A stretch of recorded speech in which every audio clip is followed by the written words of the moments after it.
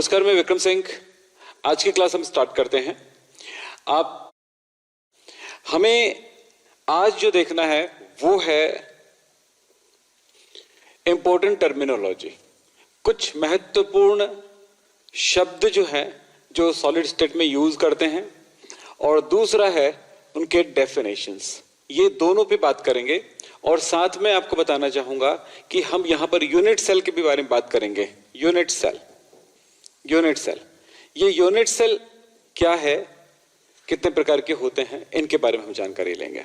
तो आज की क्लास काफी मजेदार होने वाली है, लेकिन आप बात याद रखना, आज की क्लास में सबसे बड़ा जरूरी बातें हैं वो ये है कि इनमें शब्दों को समझेंगे। जब उसका रिवीजन करेंगे तो क्लियर समझ में आएगा, एकदम एक साथ डायरेक्ट आपको नहीं समझ में आएगा। ठीक है। जिन बच्चों का ये वीडियो चालू हो रहा है वो एक काम करें कि एक बार वीडियो आ रही है करके आप हमें यहाँ पर मैसेज करें व्हाट्सएप में, क्योंकि हम सभी बच्चों का हम फीडबैक देख रहे हैं कि कैसे वो वीडियो चल रही कि नहीं चल रही, कहाँ पे प्रॉब्लम आ रही है वो पता चल जाएगा। चलो चलते हैं आगे बेटा, आगे मैं पढ़ा रहा हूं आपको। सबसे पहला शब्द आता है हमारे पास, वो है क्रिस्टल लैटिस, त्रिविम जालक। त्रिविम जालक को क्रिस्टल लैटिस भी कहते हैं, क्या बोलते हैं, क्रिस्टल जालक भी कहते हैं। क्या बोलेंगे? क्रिस्टल जालक, ये इस शब्द से भी जाना जाता है। ये होता क्या है?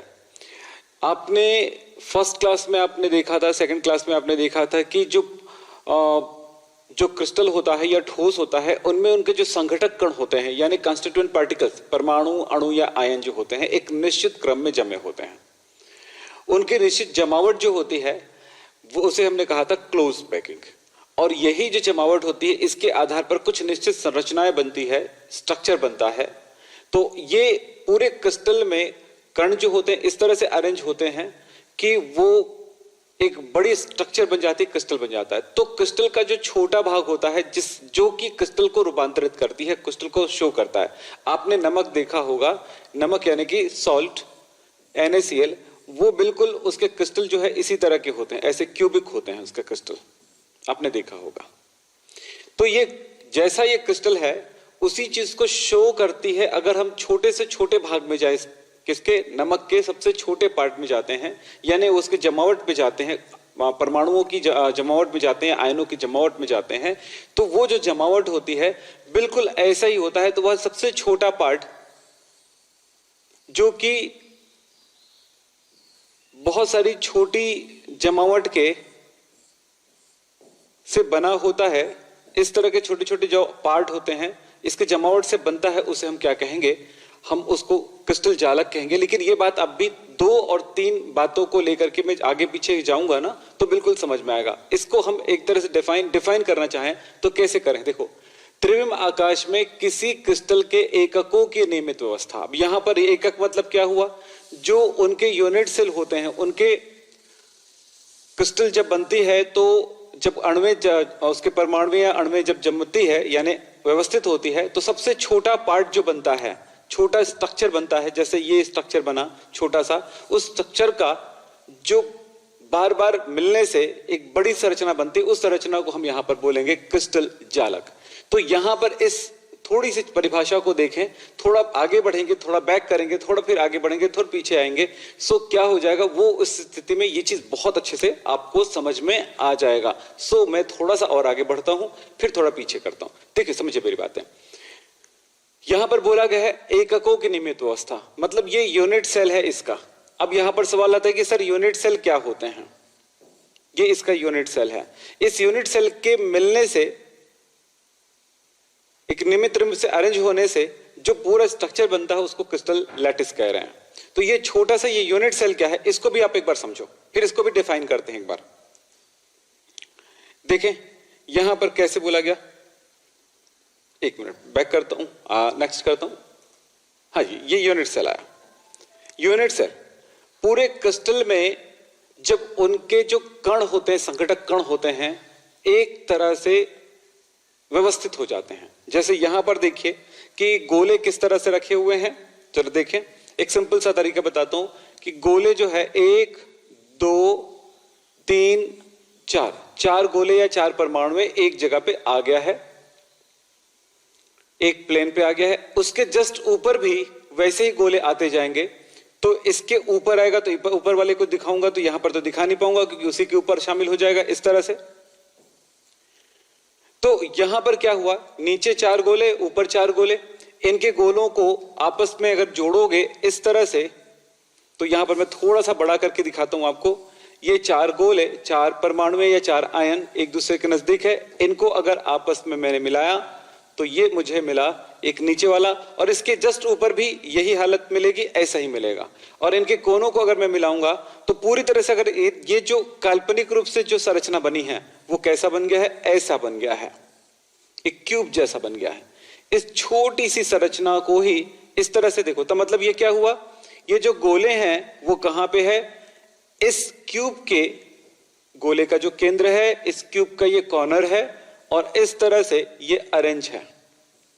देख रहे हैं, इस तरह से अरेंज है ये पीछे वाले के साथ इस तरह से। ये तो अब बहुत खराब दिखेगा, 3D में पिक्चर में आपको दिखाने वाला हूं थोड़ी देर में।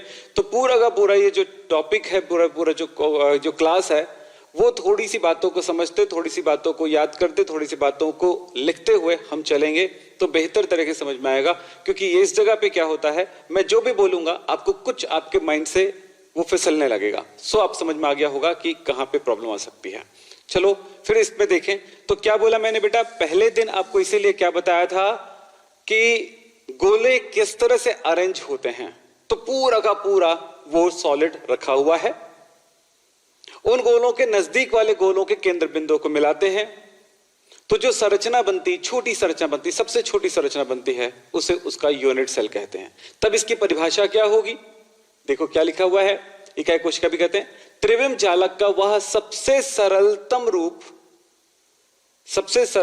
रूप जिसकी बारंबार पुनरावृत्ति से, यानी जिनके आपस में मिलने से पूरे क्रिस्टल का निर्माण होता है या त्रिविम जालक का निर्माण होता है। इसे हम क्या कहेंगे, यूनिट सेल कहेंगे।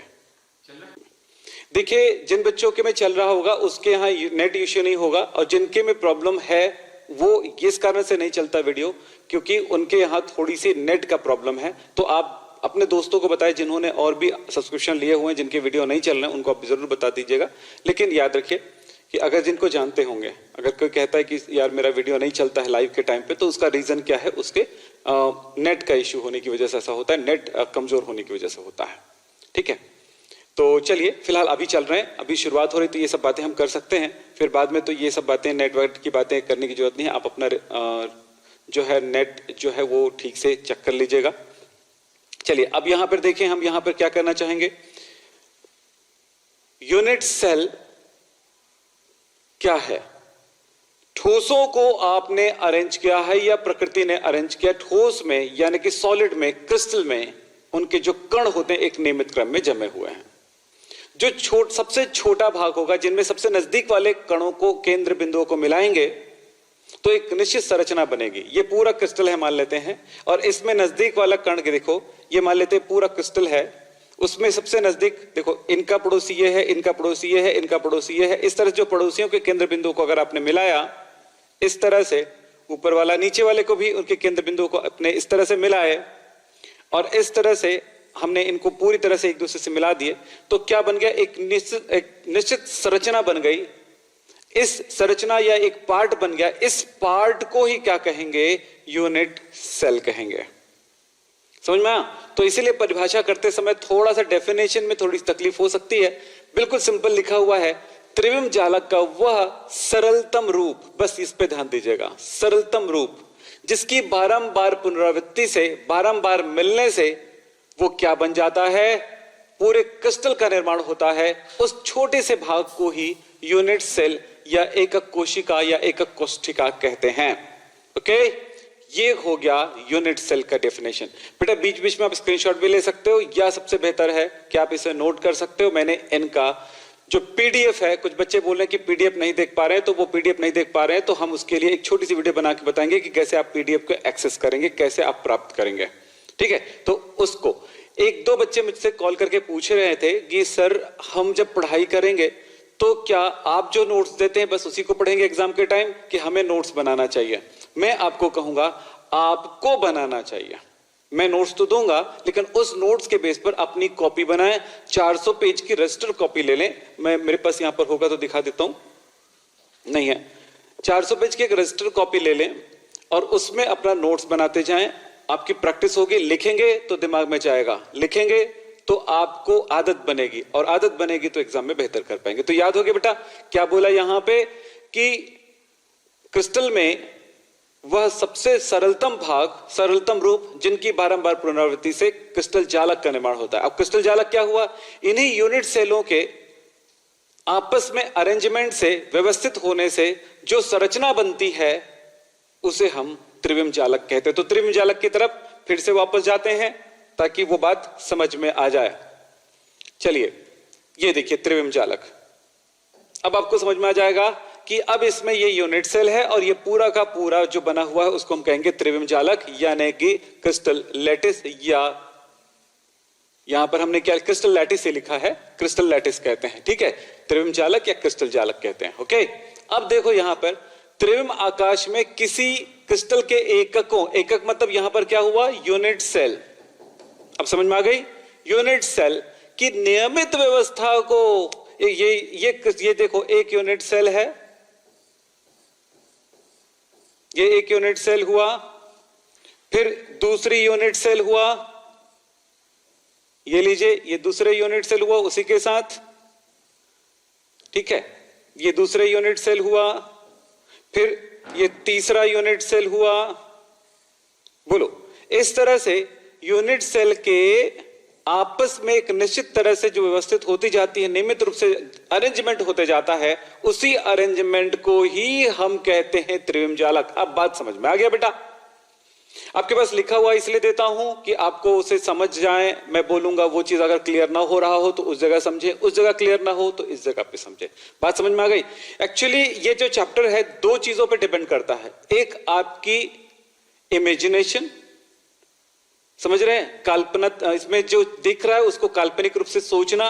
जैसे मैंने कहा आपको कि ऐसे सोचो, क्या आपको दिखता है कि नहीं वो सोचो। ये एक फुटबॉल है, दिख रहा है, ओके। ये दूसरा फुटबॉल उसके पड़ोस में है, दिख रहा है, ओके। फिर उसको बोलूंगा उसके साइड में, ओके, दिख रहा है, उसके साइड में दिख रहा है। तो मैंने कैसे रखा फुटबॉल, आपको दिखा कि नहीं?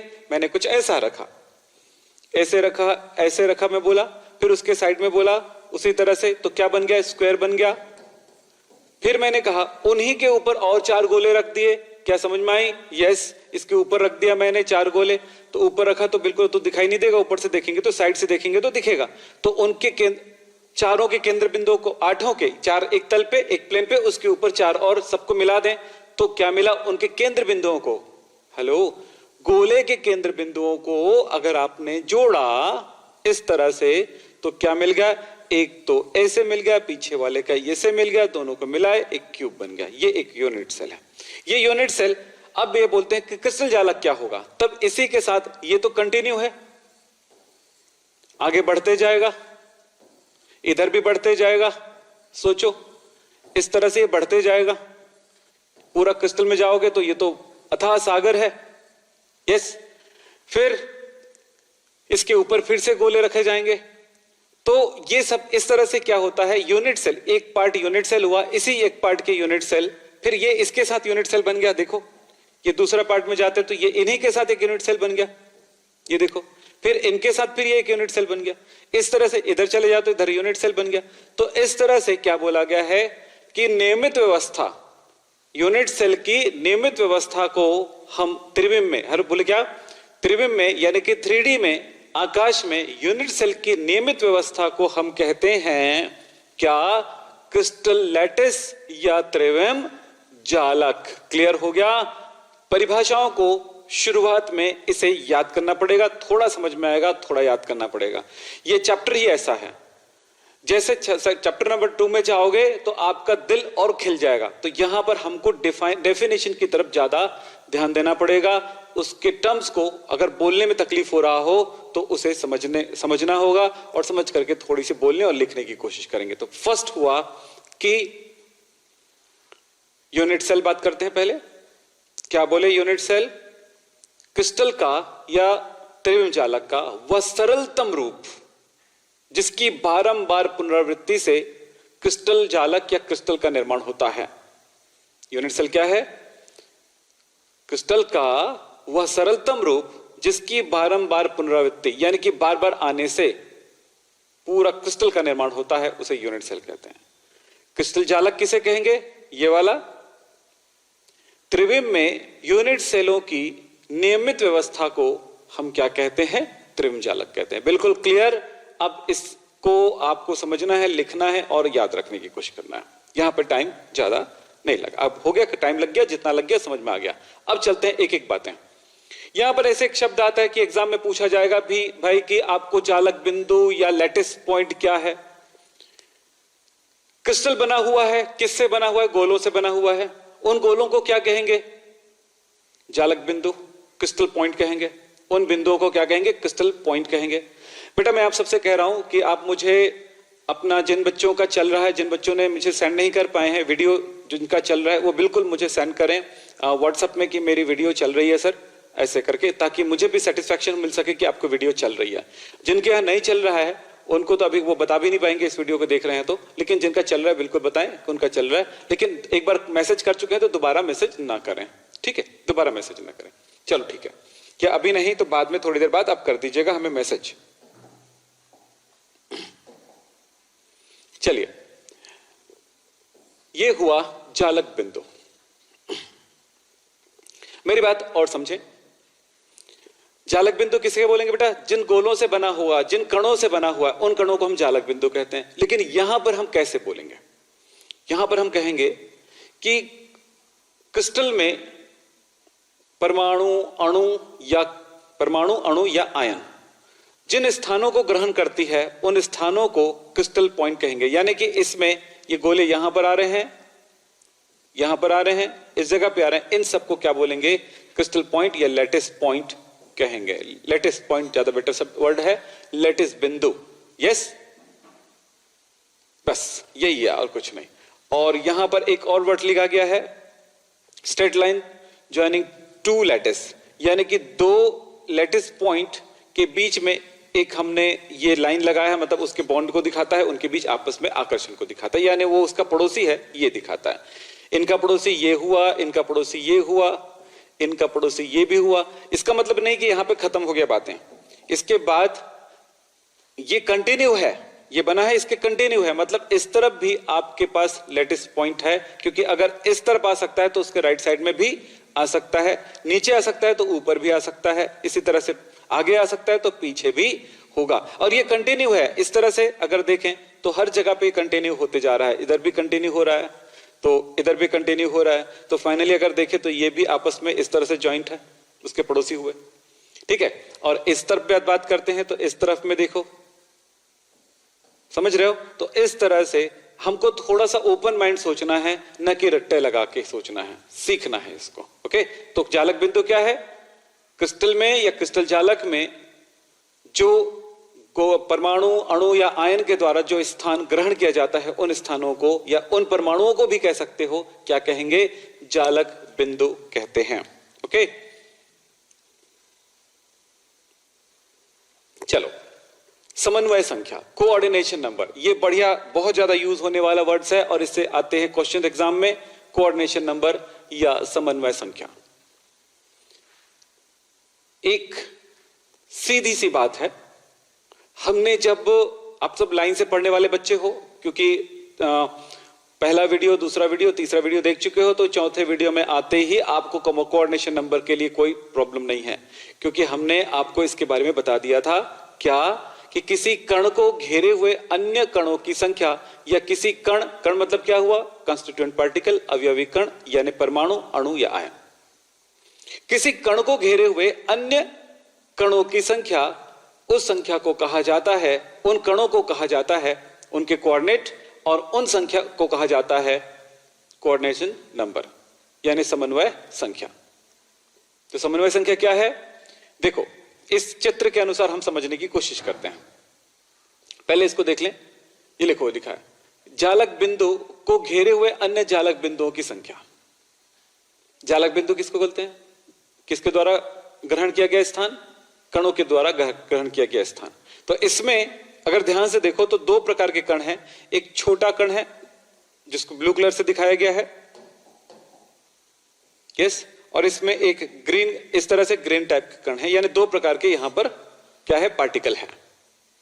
इसमें अगर आप ध्यान से देखो तो इनके पड़ोसी कितने नजर आए, ध्यान से सुन, देखिए आप, ये ग्रीन वाले के पड़ोसी कितने नजर आ रहे हैं, ये ग्रीन वाला है, इसके पड़ोसी कितने नजर आ रहे हैं, ये एक, इधर से आया दो, इधर से आया तीन, इस तरफ है ये चार, और इस तरफ पीछे जाते हैं तो पांचवा, तो इस तरह से पांच दिखे। लेकिन आपको पता है कि इसका दाएं वाला मिल गया, बाएं वाला मिल गया, इसका पीछे वाला मिल गया, आगे वाला मिल गया, लेकिन ऊपर वाला जैसे नीचे वाला है तो ऊपर वाला भी तो होगा, ये हो गया, क्योंकि यहां पर इतने इसके बाद ये स्टॉप हो गया, जबकि आपको पता है कि क्रिस्टल जालक में ये कंटिन्यू होते जाता है, तब ये इसके आगे ये भी कण मिलेंगे। मतलब ये जो है, ये बड़ा वाला गोला है, कितने छोटे गोलों से घिरा हुआ है, 6। तो यहां पर कहेंगे इस बड़े वाले कण का कोऑर्डिनेशन नंबर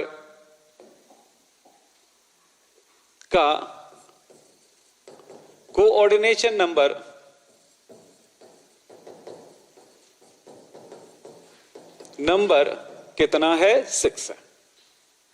मतलब यह हुआ निकटतम पड़ोसियों की संख्या। इस जगह पर डेफिनेशन इसकी क्लियर लिखा हुआ है। किसी क्रिस्टल में किन्हीं अवयवी कण को घेरे हुए अन्य कणों की संख्या उसकी समन्वय संख्या कहलाती है।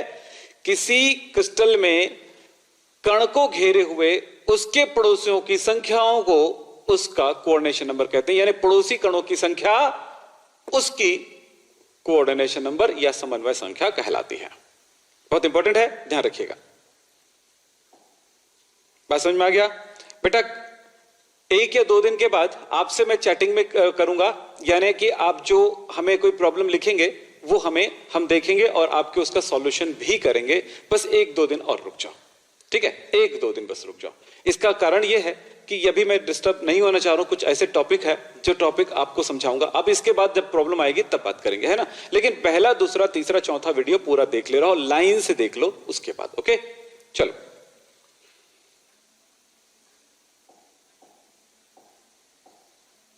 तो समन्वय संख्या क्लियर हो गया, इसको आप नोट कर सकते हैं। तो क्या बोला? किसी क्रिस्टल के किन्हीं अवयवी कण के को घेरे हुए उनके अन्य कणों की संख्या। तो हमने इसको पहले कैसे देखे थे, आपको याद होगा तो?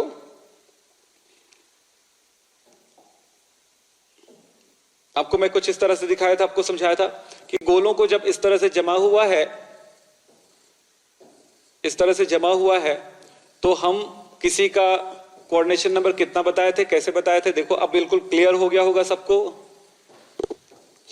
तो कोई एक कण को चुन लिए, इसको चुन लिया, तो इसके पड़ोसी कौन से हुए? ये। तो इसका कोऑर्डिनेशन नंबर कितना हुआ? कोऑर्डिनेशन नंबर कितना हुआ? 4। तो किसी को भी उठा लो, इसको घेरे हुए कितने हैं? 4, 1, 2, 3, 4। तो इसका भी, इसको देखो, किसी को भी देखो आप, वो अन्य 4 से घिरा हुआ है, मतलब इसमें कोऑर्डिनेशन नंबर कितना है? 4 है। चलिए नेक्स्ट, यूनिट सेल हो गया बातें। यहां पर एक यूनिट सेल के बारे में पढ़ेंगे कि यूनिट सेल कितने प्रकार के होते हैं, कौन कौन से प्रकार के होते हैं। उससे पहले मैं आपको एक बहुत इंपॉर्टेंट टॉपिक है, वो है घनी यूनिट सेल। वैसे यूनिट सेल जितने टाइप के होंगे, ब्रेविस जालक 14 टाइप के होंगे, क्रिस्टल लैटिस, क्रिस्टल सिस्टम जो है 7 टाइप का होगा। इनके बारे में डिटेल करने पहले आज की क्लास में मैं देने वाला हूं यूनिट सेल। हमने यूनिट सेल का कौन सा टाइप? क्यूबिक यूनिट सेल, घनी इकाई कोशिका। अभी हमने थोड़ी देर पहले देखा था घनी इकाई कोशिका क्या होते हैं, कि एक इस तरह से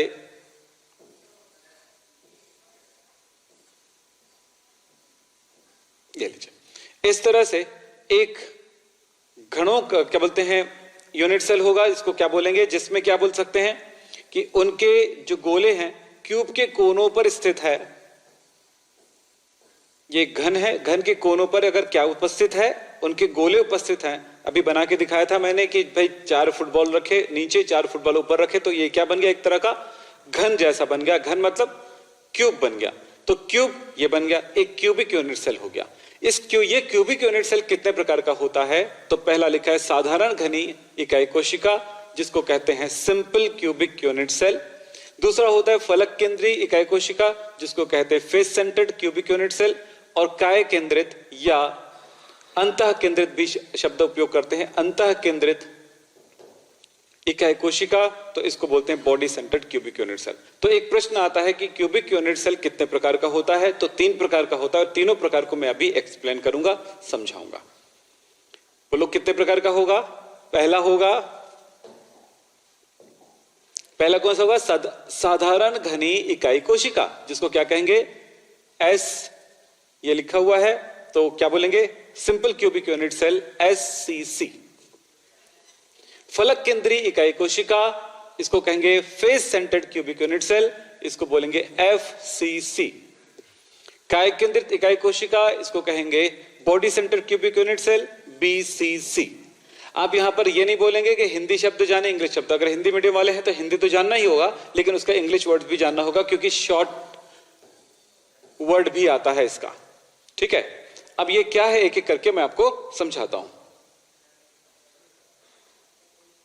देखें, अब यहां पे ये बात समझ में आने लगेगी कि कैसे रखा हुआ है। देखो, इस 3D फिगर में आपको बात समझ में आ जाएगा। ये कौन सा टाइप है? Simple cubic unit cell, SCC। देखो, 4 गोले हैं। हमने पूरे क्रिस्टल जालक में सबसे नजदीक वाले कणों को व्यवस्थित करके देखा है, तो इसमें कैसे दिखाई दे रहा है ध्यान से देखिएगा, इसमें समझ में आ जाएगा पूरी बातें। आप देख रहे हो कि 4 गोले नीचे रखे हुए हैं, उसके ऊपर 4 गोले रखे हुए हैं, मतलब 4, वो जो क्या बोलते हैं हम लोग यहां पर, क्या बोलते हैं? संघटक कण, है ना, कॉन्स्टिट्यूएंट पार्टिकल्स, जिसको क्या बोलते हैं? परमाणु, अणु या आयन। बिल्कुल क्लियर है ये शब्द। मैं कण बोलूंगा तो समझ जाना, कण या पार्टिकल या कॉन्स्टिट्यूएंट पार्टिकल या अवयवी कण। कण, अवयवी कण या कॉन्स्टिट्यूएंट पार्टिकल्स या पार्टिकल्स बोलूंगा या गोला बोलूंगा। ठीक है, समझ जाना कि एक ही चीज को बोला जा रहा है। वो क्या चीज है? या तो वो अणु है या परमाणु है या आयन है, क्योंकि ठोस उन्हीं चीजों से मिलकर बनता है। तो बात क्लियर है? तो कोई भी एक शब्द उपयोग करते जाएंगे। हम गोला उपयोग कर लेते हैं, चलेगा? चलो गोले की बात करते हैं। तो देखो, 4 गोले, 4 बॉल, 4 गोले नीचे रखे हुए हैं, उन्हीं के ऊपर 4 रखे हुए हैं। इन नीचे 4 गोलों को के केंद्र बिंदुओं को, अगर ये आगे का दोनों का हो गया और ये पीछे का तो दिखाई नहीं दे रहा है, तो गोला ऐसे रहेगा, है ना, तो ये इसका केंद्र बिंदु बनेगा। पीछे का गोला यहां पर है ऐसे, तो इसका ये केंद्र बिंदु है। तो चलो हम यहां पर इसी बात को देखते हैं कि आगे के, नीचे के ये चारों गोलों का केंद्र बिंदु है। इनको मैं यदि इस तरह से मिला दूं तो एक नीचे का क्या बन गया? स्क्वायर बन गया। ये स्क्वायर है, अगर ऊपर से देखो तो स्क्वायर दिखेगा, साइड से देखोगे थोड़ी दिखेगा। ऊपर वाला ये लीजिए, तो ये भी एक स्क्वायर बन गया। इनको अगर आपस में इस तरह से मिला दो तो देखो एक क्यूब बन गया। अब ये सोचो कि आप ऐसे गोले बना नहीं सकते और इसको शो नहीं कर सकते, तो हमने एक सिस्टम तैयार किया है कि भाई ऐसा समझो। इसको बोलने के लिए हम कैसे डिफाइन करेंगे? बोलेंगे एक क्यूब के ये जो 4 गोले हैं ना, इसको समझाना है कि भाई ये इस प्रकार के जो जमावट होती है इसको क्या कहेंगे? सिंपल क्यूबिक यूनिट सेल कहेंगे, सिंपल क्यूबिक स्ट्रक्चर कहेंगे। हो गया ये। पर सिंपल कैसे, क्यों कह रहे हैं, इसका कारण देखिए। आपने देखा कि गोले इस तरह जमे हुए हैं कि ये जो क्यूब बनते हैं उसके कोनों पर गोले के केंद्र आते हैं, गोले के सेंटर आते हैं। तो ये समझो कि हम ये कहते हैं कि एक क्यूब है, ये क्यूब है, सिंपल एक क्यूब है। क्यूब तो बनाने आपको आ जाता है, घन बनाने आ जाता है, जैसे कि मैंने आपको बताया था।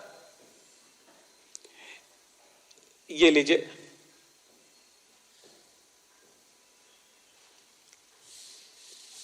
समझ में आया कैसे बनाए थे? कल कैसे बताया था मैंने बनाना? ऐसे एक सामने का बनाओ फेस, पीछे का बनाओ फेस, और इस तरह से मिला दो। ये लो, हो गया, एक क्यूब बन गया। ये समझो कि क्यूब के केंद्र पर, क्यूब के कोनों पर, केवल कोनों पर, ये 4, कितना कोण है बेटा? 1 2 3 4, नीचे 5 6 7 8, 8 कोने हैं। 8 कोनों पर क्या है? गोले हैं। घन के कोने पर, सिर्फ कोने पर ही गोले हैं, तब इसे क्या कहेंगे?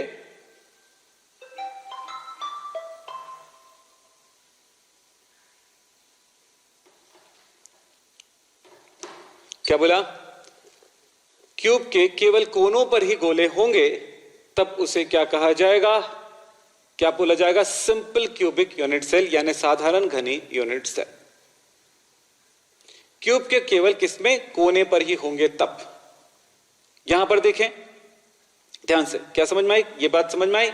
दूसरी बात देखें, फिर से 2 या 3 बार समझाऊंगा तभी एकदम क्लियर समझ में आएगा, ठीक है?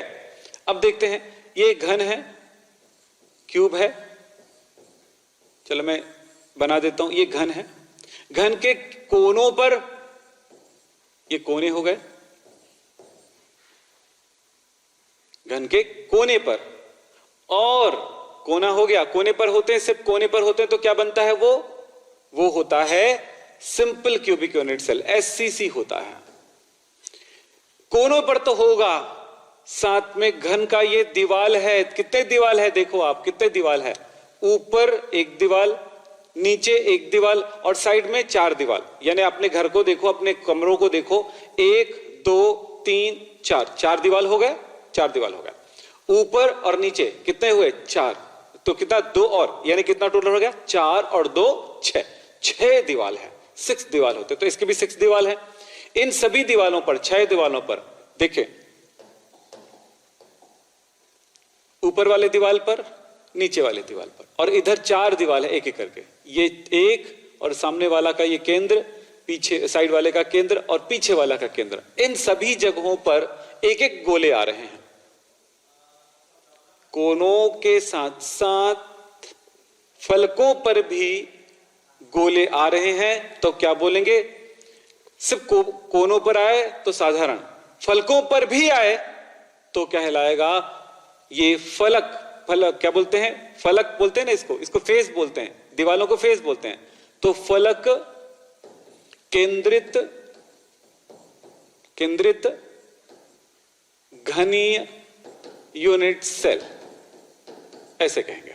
तो इसको कहेंगे, इंग्लिश में बोलेंगे क्या चीज? देखो लिखा हुआ है ऐसा ही, तो इसमें भी देखो, ये इस तरह से एक सामने नीचे वाला जितना पीले वाला है वो एक क्या बोलते घन के केंद्र पर है, और ये जो लाल वाला है इसके बीचों बीच है, इस तरह से।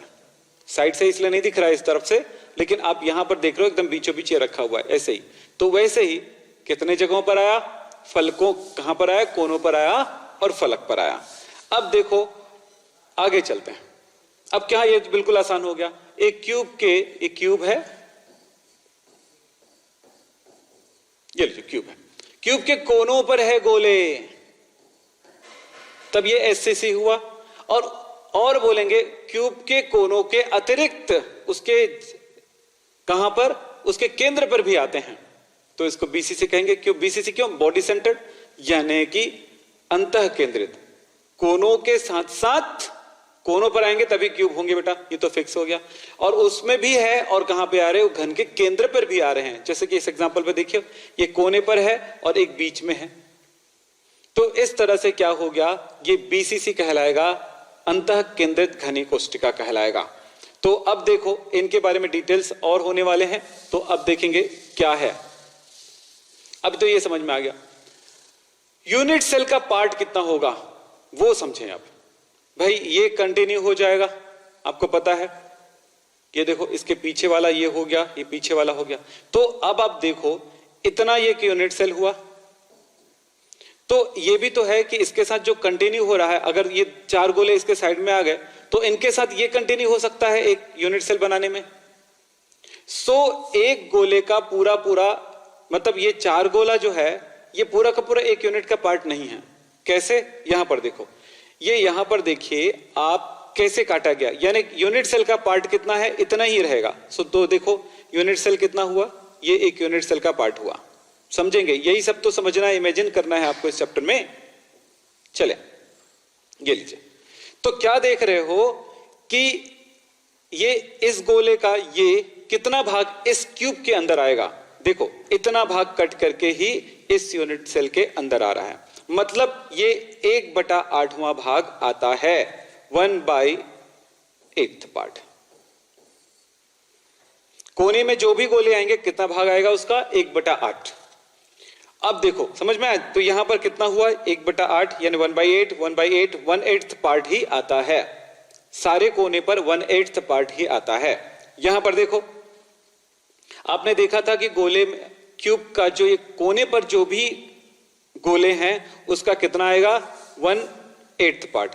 तो फिर से अब देखो यहां से, ये देखिए ये 1/8 पार्ट है इसका, कोने पर है तो।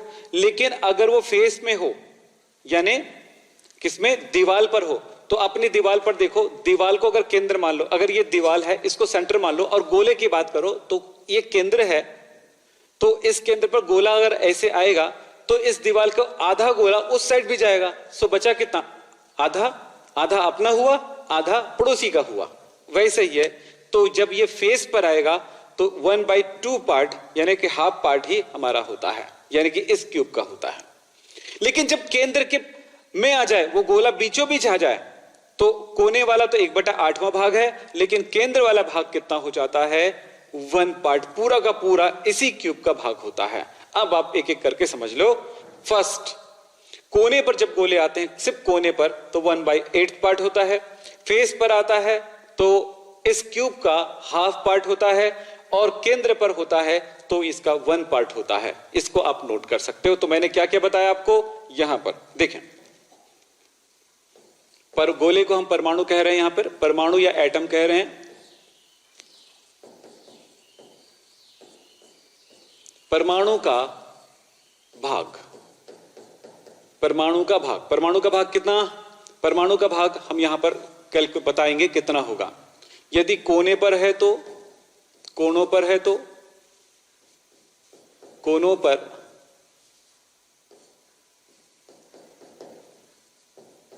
कॉर्नर्स पर हो तो यहां पर कितना भाग होगा? 1/8।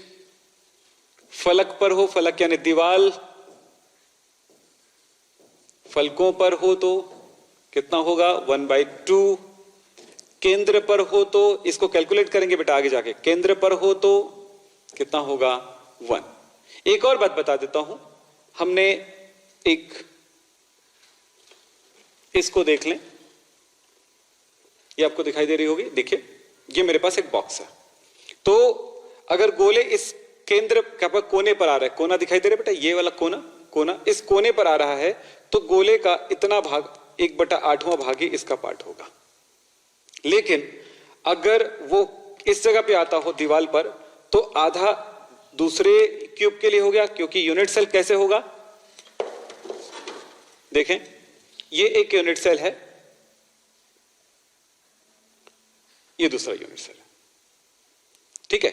ऐसे ही कई यूनिट सेल जुड़ करके एक क्या बनता है? क्रिस्टल जालक बनता है। एक यूनिट सेल, अलग यूनिट सेल, ऐसे मिलकर क्रिस्टल जालक बनता है। लेकिन अगर आप इसको इस तरह सोचो कि इसका कोना, इसके कोने, ये दोनों, ये कोना है, इसमें 4 गोले इस जगह, 4 क्यूबिक सेल एक जगह पे आ सकता है। तो अगर इस कोने पर आ रहा है तो ऐसे हाफ हुआ, तो इस, ये जो कोना होता है टोटल कितने के लिए होता? 8 के लिए होता है। कैसे? इसका पड़ोसी ये हुआ, इधर से एक पड़ोसी हो जाएगा, और इधर से एक पड़ोसी हो जाएगा, तो टोटल 4। और ऊपर से अभी ये वाला भी इसका पड़ोसी हो सकता है, देखो कोने को पकड़ रहा है, ठीक है, इस तरह से। तो कितना हुआ कि किसी भी कोने पर 8 अन्य यूनिट सेल का योगदान होता है। लेकिन जब फेस की बात आती है तो ये फेस एक दूसरे के साथ मिला होता है, तो ये जो दीवाल है इन दोनों के लिए होगा, यानी फेस पर जब कोई गोला होगा तो आधा होगा। यानी ये सब अगर आप समझाने लगो तो शायद आपने पहली बार इमेजिन करा होगा तो तकलीफ हो सकता है। तो इसके लिए आपको खुद इमेजिन करना होगा जो मैं आपको बता रहा हूं, ठीक है। तो मैं थोड़ी सी कोशिश कर सकता हूं अभी, लेकिन यहां पर आप ध्यान दें, ज्यादा कुछ नहीं सोचना है, तो इस तरह सोच सकते हैं। लेकिन एक बात और सोचो कि ये इसको कहते हैं किनारे, ठीक है, कोर बोलते हैं। तो कोरों पर हो तो क्या होता है? देखिए यहां पर अगर गोला हो तो ये 4 रूम के लिए होगा, ठीक है। कैसे? एक यूनिट सेल, दूसरा यूनिट सेल, तीसरा यूनिट सेल, ये लाइन जो है 4 यूनिट सेल को जोड़ती है। सो ये इस जगह पर अगर कोई गोले आ जाए, किनारों पर अगर गोला आ जाए, तो इसको बोल सकते हैं किनारे पर, किनारों पर या कोरों पर, इसको कोर कहते हैं, कोरों पर आ जाए तब ये इसका 1/4 भाग होता है। बस इस चीज को याद बस रखो क्योंकि कैलकुलेशन में हमें जरूरत पड़ेगी। इस चीज को याद रखो, हमें कैलकुलेशन में जरूरत पड़ेगी। सो इनको आप नोट कर लीजिए जल्दी से। चलिए हो गया। अब चलते हैं बेटा, इससे कैसे कैलकुलेशन करेंगे, कैसे समझेंगे, इनके बारे में बातचीत करते हैं। ये देखिए, हम एक एक करके यूनिट सेल को समझते जाते हैं और जो हमने पढ़ा है उसको समझते जाते हैं, और इसमें कुछ चीजें कैलकुलेशन के पार्ट है उनको भी समझेंगे। हम कैसे डिफाइन करेंगे सिंपल क्यूबिक यूनिट सेल को? तो हम यहां पर सिंपल से एक बात बोलेंगे कि ऐसा यूनिट सेल या वे यूनिट सेल जिनके केवल कोनों पर ही परमाणु उपस्थित होते हैं उसे हम कहेंगे साधारण यूनिट सेल। हो गया? चलो आगे चलते हैं। बिल्कुल सिंपल सी बात है। दूसरी बातें होता है कि फलक केंद्रित, यहां पर फलक केंद्रित में गलत ये बॉडी सेंटर का फिगर लग गया है, उसको ठीक करेंगे।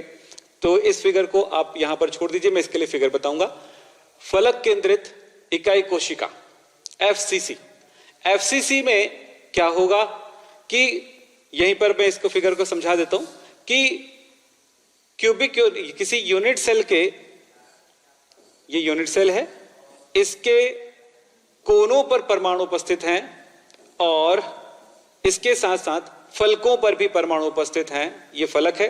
समझते हैं कितना फलक होता है? ऐसे दीवार में 4, 1 2 3 और 4 और ऊपर 1 नीचे 1, तो टोटल 6 फलक होते हैं। 6 फलक के केंद्र पर गोले आते हैं या परमाणु आते हैं, तब उसे हम कहते हैं फलक केंद्रित घनी यूनिट सेल। मेरी बात समझ लो, फलक केंद्रित घनी यूनिट सेल मतलब कोनों के अतिरिक्त फलकों के मध्य भी परमाणु आते हैं। ओके, कोनों के अतिरिक्त फलकों के मध्य भी आते हैं। तो इसको मैंने फिगर इसका इस तरह बताए हैं, तो जिन्होंने अरेंज किया है थोड़ी सी गलती कर दी है, इधर का उधर कर दिए। ये फलक केंद्रित का है, ठीक है, समझ में आ गई? कोनों पर और इसके, तो ये देखो कोनों पर है गोले, ये ग्रे कलर का 1 2 3 4 5 6 7 8 पीछे से, और ये इसके केंद्र पर भी, फलक के केंद्र पर भी ये लाल वाले गोले रखे गए हैं, देख लीजिए। तो इस तरह से होता है, ये एफसीसी होता है। चलिए आपको चित्र बना के और दिखाएंगे। चलिए, अब एससीसी में दूसरी बात हमें कहना है कि इसमें गोलों और खाली स्थान के बीच संबंध ये होता है कि संकुलन गुणांक यानी कि पैकिंग फ्रैक्शन इसमें होता है 52%, यानी गोलों के द्वारा घेरा गया स्थान 52% होता है। एफसीसी में गोलों के द्वारा घेरा गया स्थान 74% होता है, सबसे ज्यादा इसी में होता है। और बीसीसी में गोलों के द्वारा घेरा गया स्थान यानी पैकिंग फ्रैक्शन 68% होता है। ठीक है, अब चलते हैं और एक चीज कि इनमें एक यूनिट सेल के बनने पर कितने गोलों का कुल योगदान होता है। तो ये देखें, आप देख रहे हैं कहां पर है? कोनों पर है। तो कैसे निकालेंगे? इस एक यूनिट सेल में कितने परमाणुएं होंगी? तो नंबर ऑफ एटम्स या परमाणुओं की संख्या नोट करेंगे। परमाणुओं की संख्या इज इक्वल टू क्या? गोले कहां पर है बेटा? परमाणु कहां पे है? केवल कोनों पर है। तो लिखेंगे कितना है, कितना परमाणु है? 8। तो क्या होगा?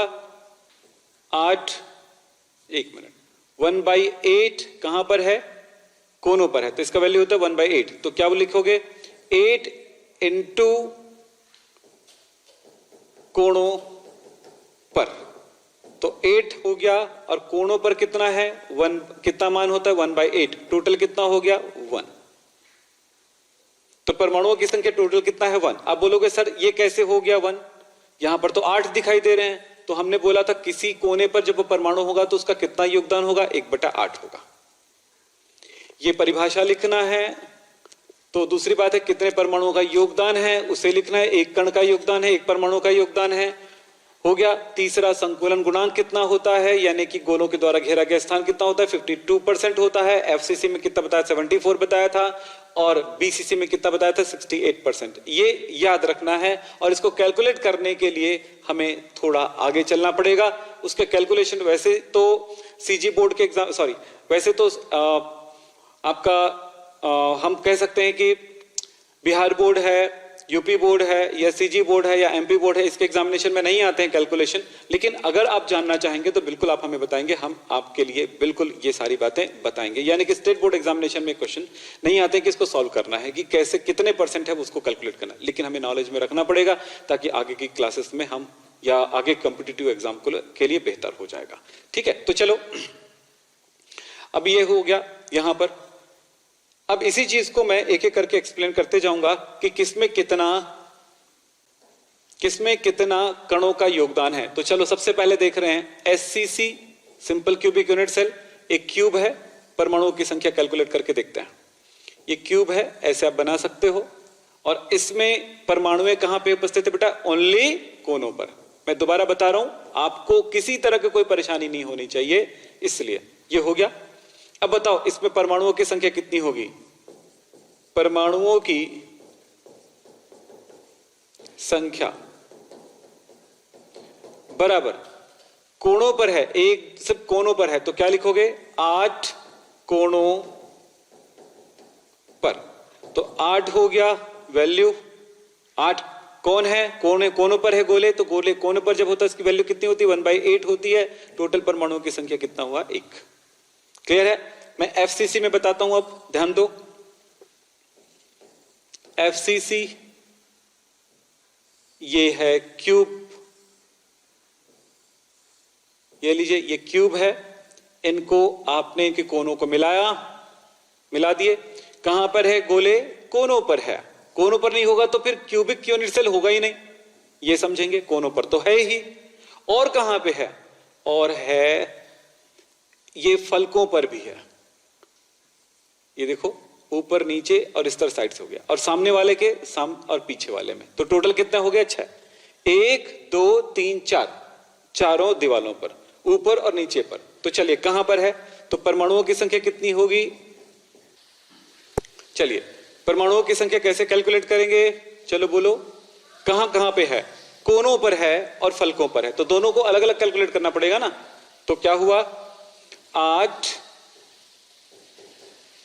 कोणों पर प्लस कितना फलक होते हैं? 6 फलकों पर टोटल हो गया। अब चलो कैलकुलेट करते हैं। 8 गुणा फलकों पर जब होता है तो कितना होता है? उसका वैल्यू 1/8 प्लस फलकों पर की कितनी वैल्यू होगी? 6 है, और फलक का वैल्यू होता है 1/2। अब बताओ ये कितना हो गया? 1 प्लस ये कितना हो गया? 3, यानी कि हुआ 4। 4 परमाणुओं से बना होता है एफसीसी। कितने परमाणुओं से बना होता है? 4 परमाणुओं से बना होता है। आज की क्लास को अच्छे से करो, क्योंकि कल मैं कुछ न्यूमेरिकल टाइप का क्वेश्चंस कराने वाला हूं, ताकि आपको ये बात समझ में आ गया हो तो कल की क्लास बिल्कुल समझ में आएगी। ये कहूंगा कल जब क्लास स्टार्ट होने वाला होगा तो ये कहने वाला हूं कि अगर ये क्लास आपने आज की क्लास नहीं देखी हो तो आज की क्लास मत देखो, पुरानी वाली क्लास देखो, ये बोलने वाला हूं। तो ठीक है, देख लो। हो गया। अब चलते हैं कौन सा? बीसीसी पे जाते हैं। इसी जगह को मैं समझा देता हूं बीसीसी के लिए। बीसीसी थर्ड है बीसीसी। बीसीसी में क्या होता है बेटा? कोनों पर गोले होंगे और उसके अतिरिक्त कहां पे होंगे? बॉडी के सेंटर पर होंगे। तो परिभाषा बड़ा आसान हो गया यार। एससीसी के लिए क्या होगा? परिभाषा क्या होगा कि जब घन के केवल कोनों पर ही परमाणु उपस्थित होते हैं तो इसे एससीसी कहते हैं। एफसीसी जब परमाणुएं कोनों के अतिरिक्त फलकों पर भी होते हैं तब क्या कहते हैं? वो एफसीसी होता है। जब गोले कोनों के अतिरिक्त केंद्र पर भी होते हैं तब कहलाते हैं बीसीसी। तो ये कोनों के अतिरिक्त मतलब कोने पर भी है और केंद्र पर भी है। तो ये हुआ। तो क्या हुआ? अब बताते हैं परमाणुओं की संख्या कैसे निकालेंगे। कहां कहां पर है? एक तो कोनों पर है और एक है केंद्र पर। तो क्या हुआ? कितने कोनों पर है बेटा? 8 कोनों पर धन 1 केंद्र पर। बोलो वैल्यू कैसे लिखेंगे? 8 गुणा 8, कोनों पर की वैल्यू कितनी होती है? 1/8। 8 इंटू 1/8 प्लस 1, केंद्र का वैल्यू होता है 1। तो कितना हो गया? देखो तो ये हो गया 1 प्लस ये हो गया 1, यानी कि 2। केवल तो 2 परमाणुओं से मिलकर बना होता है ये, क्योंकि एक्स्ट्रा जो है दूसरे यूनिट सेल का होता है।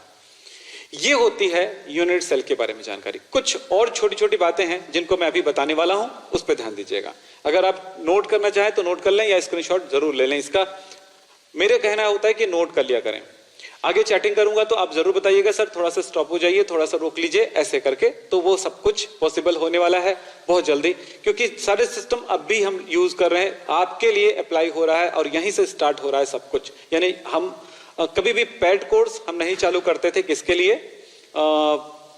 स्टूडेंट्स के लिए लाइव क्लास में, तो हमारा कोर्स इस तरह का अवेलेबल होता था। तो अभी आपको बैठने का एक मौका मिल रहा है स्टूडेंट के साथ, हमारे ऑफलाइन स्टूडेंट के साथ, तो आपको ये क्लास मिल रही है, इसलिए ध्यान रखें कि ये क्लास में आपको बात समझ में आ रही होगी। मुझे लगता है कि बात समझ में आ रही होगी पूरी तरह से, ठीक है?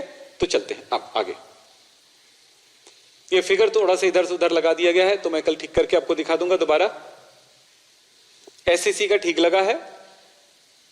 और एक और फॉर्मूले की बात आता है, एक चीज और जानना है यूनिट सेल के साथ, तीन चीजें जानना है। एक तो परिभाषा हुआ, डेफिनेशन हुआ, जैसे कि आप देख रहे हो कहां पर, केवल कोनों पर ही, ठीक है। दूसरी बात आपने क्या बताया? संकुलन गुणांक। तीसरी बात क्या बताया? परमाणुओं की संख्या, एक कण या एक परमाणु का ही योगदान होता है। तीसरी बातें हैं, ये एक फॉर्मूला आप देखेंगे कहीं पे, ये बेटा वहां पर दो चीजें हैं, एक है आर शो किया गया और एक है ए। आर जो है परमाणु की त्रिज्या है, रेडियस ऑफ एटम परमाणु की त्रिज्या है, और ए जो है ये यूनिट सेल के कोर की लंबाई है, इसको कोर की लंबाई कहते हैं, यानी दो परमाणुओं के केंद्र बिंदु की दूरी, ठीक है, किसी भी, या फलकों की लंबाई भी कह सकते हो, दो फलकों की लंबाई भी कह सकते हो, तो ये है कोरों की लंबाई कहते हैं, इसीलिए कोरों की लंबाई है। तो इसमें दोनों के बीच क्या संबंध होगा? देखो गोला है ये आपका, ये देखिए गोले है, ये गोला है, इस गोले में ये जो है इसकी त्रिज्या है r, और ये जो है ये भी त्रिज्या है उसका r, और यहां से यहां तक की जो दूरी है आप देखें, यहां से यहां तक की दूरी है वो a है। तो देखो क्या हुआ, a is equal to 2r हुआ, यानी कि r इज इक्वल टू क्या हुआ, a/2। यही फॉर्मूला यहां पर लिखा हुआ है, r is equal to a/2, यानी त्रिज्या और कोरों के बीच के लंबाई के लिए यह फॉर्मूला होगा। बाकी दो चीजों के लिए यहां पर मैं कैलकुलेशन एकदम इजी तौर पे नहीं बता सकते, क्योंकि उसके लिए हमें कुछ मेथड को यूज करना पड़ेगा, इसलिए उनके मैं सिर्फ फॉर्मूले आपको बता रहा हूं। चलो ये हो गया, और इसका फॉर्मूला होगा इसमें, इसको आप नोट कर लें, याद रखें, इसको हम कुछ इस तरह से लिखेंगे, r is equal to a/2√2। इस तरह से मत लिखिए, उस तरह से लिखिए, ज्यादा आसान लगेगा आपको। गोले की त्रिज्या और इसके बीच में यह संबंध है कि इसको डिवाइड करेंगे a को 2√2 से, तो r की वैल्यू मिल जाएगी, या r की वैल्यू पता हो तो a की वैल्यू मिल जाएगी, ठीक है। तो इसको नोट कर लें जल्दी से, r is equal to a by किसके लिए है, फेस सेंटर्ड के। फेस सेंटर में क्या होता है, ये फेस पर, ये फेस सेंटर्ड ये क्यूबिक यूनिट सेल बन गया ना, यहां पर बीसीसी दिखा है उसको भूल जाइए, ठीक है। तो इसमें ये r और इसके बीच में संबंध होता है, बाकी सब ठीक लिखा हुआ, कोई परेशानी नहीं है, बस फिगर को इस हद से उधर लगा दिया उसने। मैं क्या करता हूं, अपना काम करता हूं और उसको दे देता हूं कि भैया इसको अरेंज करना है, तो अरेंज करने पर जब मुझे देते हैं तो प्रॉब्लम ये हो जाता है कि कोई गलती कर डाले उसने, मैंने चेक नहीं कर पाया होगा, ठीक है, यानी गलती मेरी है। चलिए इसको देखें आप, तो बीसीसी अभी जो फिगर बनाए थे ना कि केंद्र पर है गोले, कहां पर, कोनों पर है, और कहां पर है, केंद्र पर है, केंद्र कोनों पर है और केंद्र पर है, सेंटर पर है। तब इसके लिए क्या होगा, यहां पर आपको इसका फॉर्मूला है वो बता देता हूं मैं आपको, यहां पर फॉर्मूला होगा r इज इक्वल टू क्या होगा, √3/4 इंटू a। अब तीनों के फॉर्मूले देखें r के साथ, एससीसी, बीसीसी, एफसीसी के साथ। पहला क्या था, बीसीसी के लिए, सॉरी एससीसी के लिए क्या फॉर्मूला था, याद कर लो, r is equal to a/2। FCC के लिए क्या याद किए हो formula, r is equal to, बोलो, a/2 √, 2 और इसके लिए क्या याद किए हो बीसीसी के लिए? बीसीसी के लिए R is equals to √3/4a। ये 3 फॉर्मूले आप याद रखेंगे क्योंकि न्यूमेरिकल में काम आएगा। तो इस तरह से हमने देखा ये यूनिट सेल, कुछ टर्मिनोलॉजी देखे और unit cell, cubic unit cell देखे हमने। यूनिट सेल क्या होता है वो भी देखा हमने। तो अगर आपको यहां पर बहुत सारे टॉपिक आपको एक साथ मिल गए हैं तो आपको कंफ्यूजन हो सकता है और होगा भी। तो सारे कंफ्यूजन तब दूर होगा जब इसको एक बार रिवाइज करोगे। आपको रिवीजन करना ही होता है, ध्यान रखेंगे। मैं आप लोगों को चैटिंग देखूंगा मैं अपने मोबाइल में, अभी 1-2 दिन का और वक्त चाहिए और हमारा टेस्ट भी हम आपको लेने वाले हैं।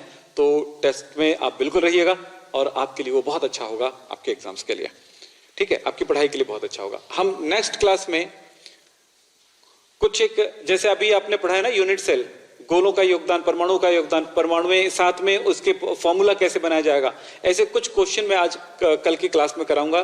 फिर आपको बताने वाला हूं unit cell density. Unit cell density, तो यूनिट सेल डेंसिटी क्या होते हैं और इसके लिए क्या फॉर्मूला डेराइव करना है, ये पूरी बातें नेक्स्ट क्लास में होने वाली है। आज की क्लास में पॉसिबल नहीं है क्योंकि ये पूरा का पूरा कम से कम 15 से 20 मिनट का टाइम लेगा और आप अच्छे से सीखने वाले हैं।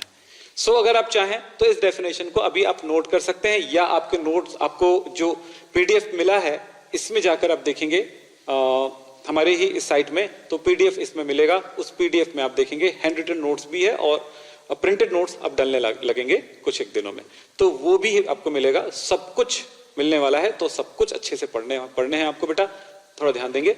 इसको आप चाहो तो अभी नोट कर लो, फिर हम कल एक्चुअली इसको पढ़ने वाले हैं। यूनिट सेल डेंसिटी का मतलब होता है यूनिट सेल का घनत्व। अब भाई घनत्व के लिए क्या होता है, आपको एक फॉर्मूला तो पता है, density is equals to mass by volume.